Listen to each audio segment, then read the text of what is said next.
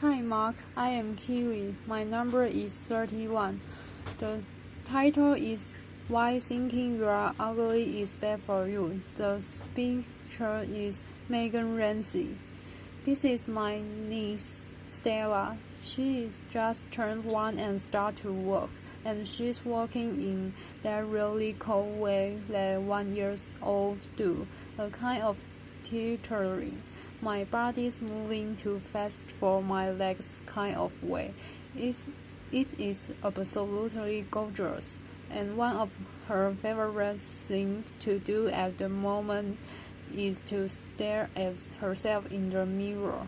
She absolutely loves her reflection. She giggles and squeals, and gives herself these big, weak kisses. It is beautiful. Apparently, all of her friends do this, and my mom tells me that I used to do this, and it's got me thinking, when did I stop doing this? When is it suddenly not okay to love the way that we look? Because apparently we don't.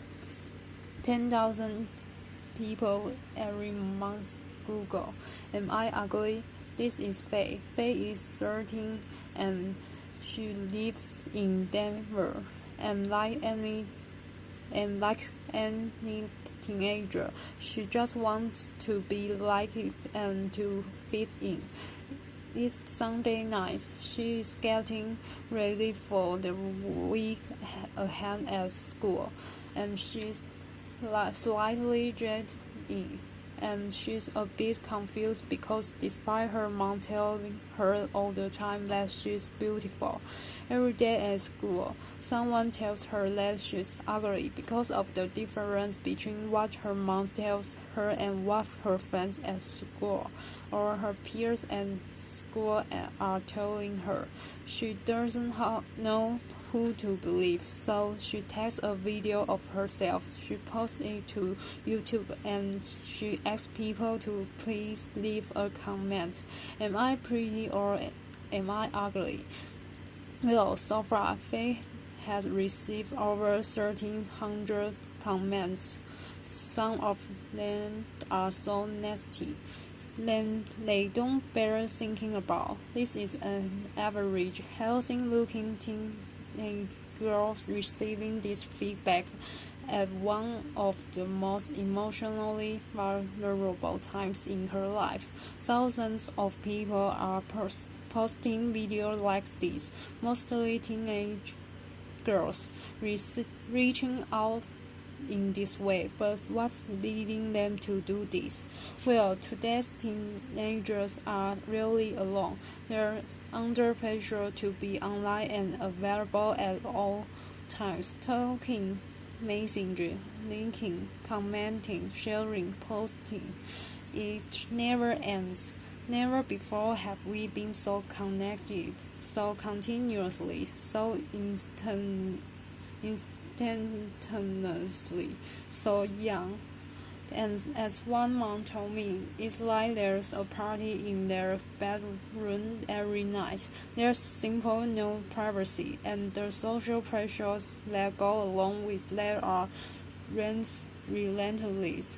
This always on environment is training our kids to value themselves based on the number of likes they get and the types of comments they receive. There's no separation between online and offline life. What's real or what isn't is really hard to tell the difference between, and it's also really hard to tell the difference between what's authentic and what's digitally manipulated. What's a highlight in someone's life versus what's normal in the context of every day, and where are they looking to for inspiration? Well, you can see the kinds of image they are covering the news feeds of girls today. Size role models still dominate our catwalks. Airbrushing is now routine, and chance-like inspiration, sidescape, bikini bridge, and piranha. For those who don't know, piranha means anorexia. These trends are tinged with the stereotyping and vagrant objectification of women in today's popular culture. It is not hard to see what girls are benchmarking themselves against, but boys are not immune to this either. Aspiring to the closely draw lines and ripped six-packs of superhero like sports star and playboy music artists. But what's the problem with all of this? Well, surely we want our kids to grow up as healthy, well-balanced individuals. But in an image-obsessive culture, we are training our kids to spend more time and mental effort on their appearance at the expense of all of the other aspects of their identities. So things like their relationships, the development of their physical abilities, and their studies and so on begin to suffer. 6 out of 10 girls are now choosing not to do something because they don't think they look good enough.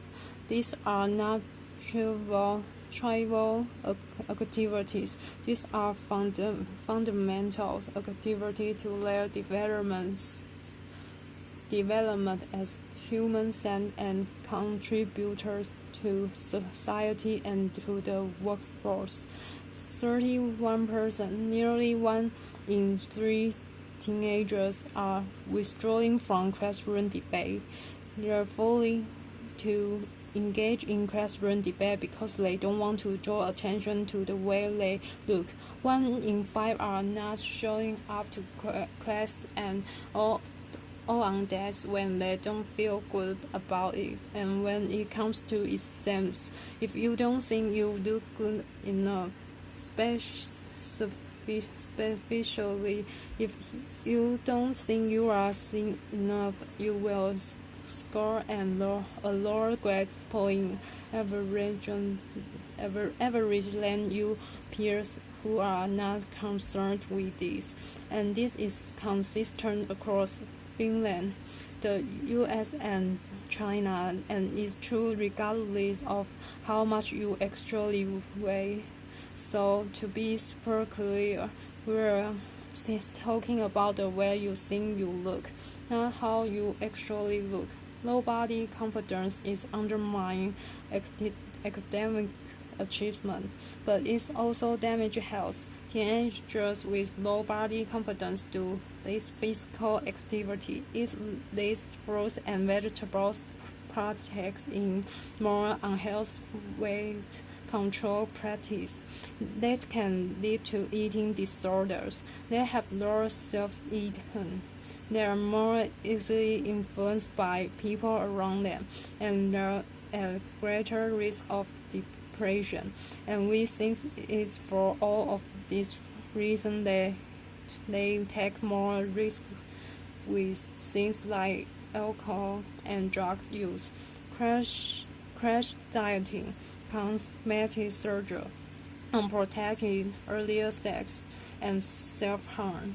The pursuit of the perfect body is putting pressure on our healthcare system and costing our government billions of dollars every year. And we don't grow out of it. Women who think they're overweight, again, regardless of whether they are or are not, have higher rates of absence. 17% of women would not show up to a job interview on a day when they will not feel confident about the way that they look. have a think about what this is doing to our academics. If we could overcome this, what that opportunity looks like, unlocking this potential in this interest of every single one of us. But how do we do that? Well, talking on this on its own only gets you so far. It's not enough by itself. If you actually want to make a difference, you have to do something, and we have learned there are three key ways. The first is we have to educate for body confidence. We have to help our teenagers develop strategies to overcome image-related pressures and build their self-esteem. Now, the good news is that there are many programs out there available to do this. The bad news is that most of them don't work. I was shocked to learn that many well-meaning programs are inadvertently actually making the situation worse. So we need to make them sure that the programs that our kids are receiving are not only having a positive impact but having a lasting impact as well. And the research shows that the best programs address six key areas. The first is the influence of family, friends, and relationships. The second is media and celebrity culture. Then how to handle teasing and bullying, the way we compete and compare with one another based on looks, talking about appearance. Some people call this body talk or fat talk.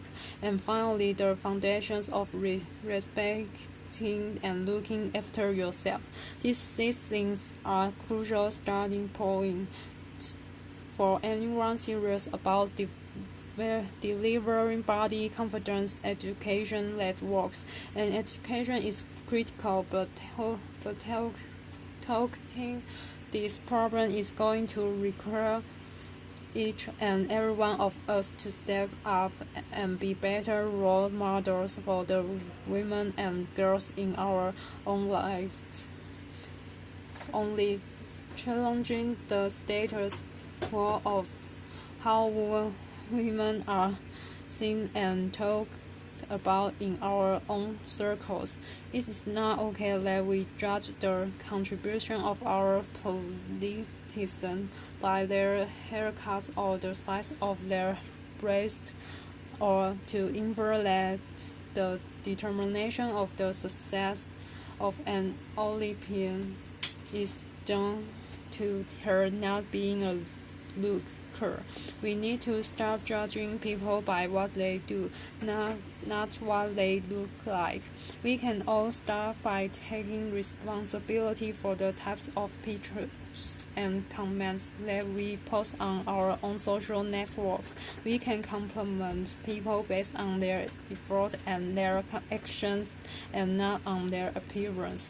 And let me ask you, when was the last time that you kissed a mirror?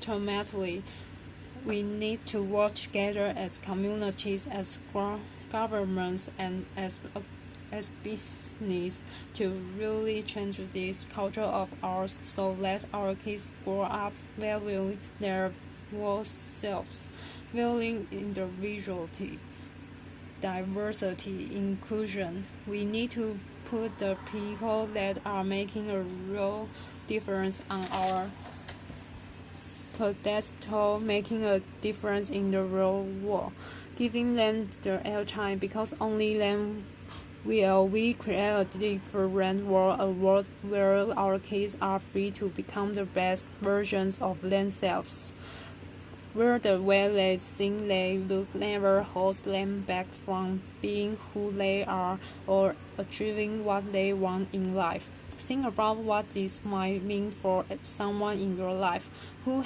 have you got in mind? Is it your wife, your sister, your daughter, your niece, your friends? It could just be the woman and a couple of seats away from you today. What would it mean for her if she were freed from that voice of her inner critic, nagging her to have longer legs, thinner thighs, smaller stomach, shorter feet? What could it mean for her if we overcame this and unlocked her potential in that way? Right now, our culture's obsession with image is holding us all back. But let's show our kids the truth. Let's show them that the way you look is just one part of your identity, and that the truth is we love seeing them. We love them for who they are and what they do and how they make us feel. Let's build self-eating into our school curriculum.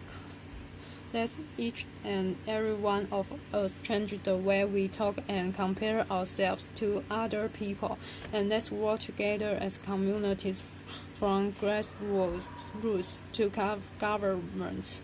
So let the happy little 1 years old of today become the confident change makers of tomorrow. Let's do this. Applause.